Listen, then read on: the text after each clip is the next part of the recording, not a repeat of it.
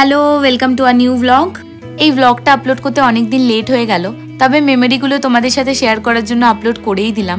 দশমীর দিন সকালবেলায় আমি চলে গেছিলাম আবার আমার গ্রামের বাড়ি। তোমাদের অষ্টমীর দিন বলেইছিলাম যে দশমীর দিন আবার আমি সকালবেলা গ্রামের বাড়ি আসবো। তাই যেহেতু তোমাদের কথা দিয়েছি, এই ভিডিওটা তো না দিলেই নয়।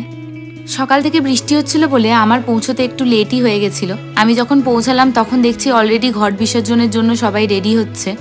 আর এই যে দেখছো, এখানে বাঁশের মধ্যে একটা সাদা লাল পাড় শাড়িকে বাঁধা হয়েছে, তার মধ্যেই রাখা হয়েছে কলা বউকে। এটাকে আমরা ছোট থেকে বলে এসেছি দোলা, আর দশমীর দিন সকালবেলার এই রিচুয়ালটাকে আমরা বলি ঘট বিসর্জন কিংবা দোলা বিসর্জন। আমাদের এই কাশীপুর গ্রামে কাশীনাথ তলা বলে যে শিবের মন্দির আছে, সেখানেই একটি মন্দির সংলগ্ন পুকুর আছে। সপ্তমীর দিন সকালে এই পুকুরে নবপত্রিকা স্নান করানো হয়, আবার দশমীর দিন সকালে এই পুকুরেই ঘট বিসর্জন করা হয়। আর পাড়ার প্রায় ছোট বড় সবাই মিলে এই রিচুয়ালটায় যোগদান করে। শোনা যায় বাবা কাশীনাথ বর্ধমানের রাজাকে স্বপ্ন দিয়েছিলেন এই গ্রামে এসে তার মন্দির প্রতিষ্ঠা করার জন্য।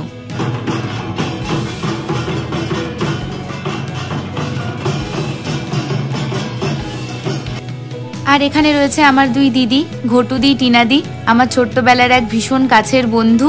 এদিকে রয়েছে সিঁড়ি পিসি, আর এখানে আমার বোনেরা। এদিকে চলছিল ঘট বিসর্জন আর কলাবউ বিসর্জনের পুজোর কাজ। একটু আগে তোমাদের যে ছোটবেলার বন্ধুর কথা বললাম, ও হচ্ছে কাকন।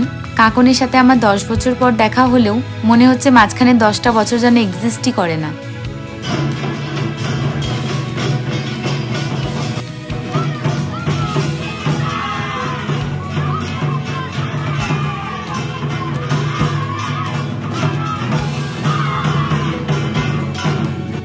ঘট বিসর্জন করে আসার পর ঠাকুরবাড়ির আট চালাতে বসেই চলছিল আড্ডা আর খেলাধুলা। আর চোখের সামনে এই বাচ্চাগুলোকে দেখে নিজের ছোটবেলাটাও একদম জল করে উঠছিল। এরপর খাওয়া দাওয়া সেরে নিয়ে আবার আমি বেরিয়ে পড়েছিলাম বর্ধমান ফেরার জন্য। এরপর আবার আরো একটা বছরের অপেক্ষা। অষ্টমীর দিন ফেরার সময় এতটা মন খারাপ করছিল না, কিন্তু দশমীর দিন ফেরার সময় যেন মনটা খুবই খারাপ করছিল। আর ওই যে দূরে দেখা যাচ্ছে কাশীনাথের মন্দির, এবার তোমাদের ভালোভাবে দেখানো হলো না। পরের বার যখন আসবো চেষ্টা করব তোমাদের ভালোভাবে মন্দিরটা ঘুরে দেখানোর। এরপর আবার বর্ধমান ফিরে যেমন সন্ধ্যাবেলায় ঠাকুর দেখতে বেরোই রোজ বন্ধুদের সাথে, সেরকমই বেরিয়ে পড়েছিলাম। প্রথমেই আমরা চলে গেছিলাম জাগরণী সংঘ, আমাদের বাড়ি থেকে একদম কাছেই। আর ওদের এবছরের থিম ছিল রাজস্থান। বন্ধু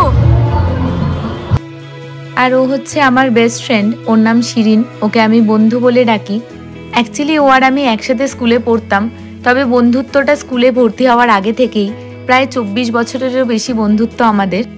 বছরে 1-2বার দেখা হলেও দিনের মধ্যে প্রায় 6-7 ঘন্টা আমরা ফোনেই গল্প করে কাটাই।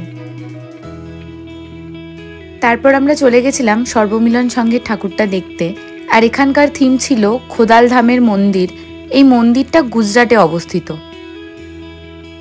আর প্যান্ডেলের কারুকার্যগুলো এতটাই নিখুঁত ছিল যে মনে হচ্ছিল একদম সামনেই মন্দিরটা দর্শন করছি। অন্যান্য বছর বন্ধু আমাদের সাথে পুজোর প্রতিটা দিনই রাত্রেবেলায় ঠাকুর দেখতে বেরোয়, কিন্তু এই বছর বন্ধুর একটু কাজ ছিল বলে বন্ধু শুধুমাত্র দশমীর দিনই আমাদের সাথে বেরোতে পেরেছে। তাই ওকে নিয়ে যতগুলো সম্ভব ঠাকুর আমরা একদিনেই দেখে নিলাম। আর একটা মজার ঘটনা হয়েছে, বন্ধু এই লাল শাড়ি আর গ্রিন কালারের ব্যাগ নিয়েছে বলে পেছন থেকে কে যেন আবার একটা বন্ধুকে বলছে যে টিয়া পাখি লাগছে। যাই হোক, এখানকার মায়ের মূর্তিটা দেখো কত সুন্দর লাগছে। শুধুমাত্র ব্লু আর গ্রিন মিক্স করে গোটা মূর্তির কাজটা করা হয়েছে। আর এখনো পর্যন্ত যতগুলো ঠাকুর দেখলাম সব থেকে আলাদা লাগলো কিন্তু এই মূর্তিটাই। তারপর চলে গেছিলাম কিরণ সংঘ। কিরণ সংঘের এবছরের থিম ছিল কার্গিল ওয়ার। এখানে কিন্তু অনেক লাইন ছিল, তবে আমাদের কাছে পাস ছিল বলে আমরা একটু তাড়াতাড়ি করেই ঢুকতে পেরেছি।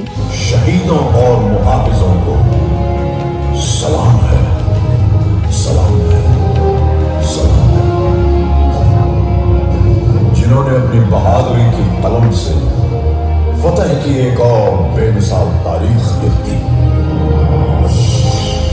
गवाह है आज भी कारगिल की वो बुलंद चोटियां जिनको तुमने अपने लहू से सींच कर तिरंगे की आन बान और शान को रोशन कर दिया। কিরণ সংঘে মায়ের মূর্তিটা ছিল ভারত মাতার আদলে একদম অন্যরকম। ঠাকুর দেখে আমরা চলে গেছিলাম ডিনার করতে। আর বন্ধু যেহেতু বিরিয়ানি খেতে ভালোবাসে, তাই আমরা করিমসে চলে গেছিলাম সেদিন খেতে। তাহলে এখানেই আমাদের পুজোর ব্লগগুলো শেষ করছি। ভিডিওগুলো তোমাদের কেমন লাগলো আমাদের অবশ্যই কমেন্ট করে জানাও। তোমরাও তোমাদের পুজোর এক্সপিরিয়েন্স আমাদের সাথে শেয়ার করো। ভালো লাগলে লাইক করে দিও আর আমাদের চ্যানেলটা অবশ্যই সাবস্ক্রাইব করে দিও।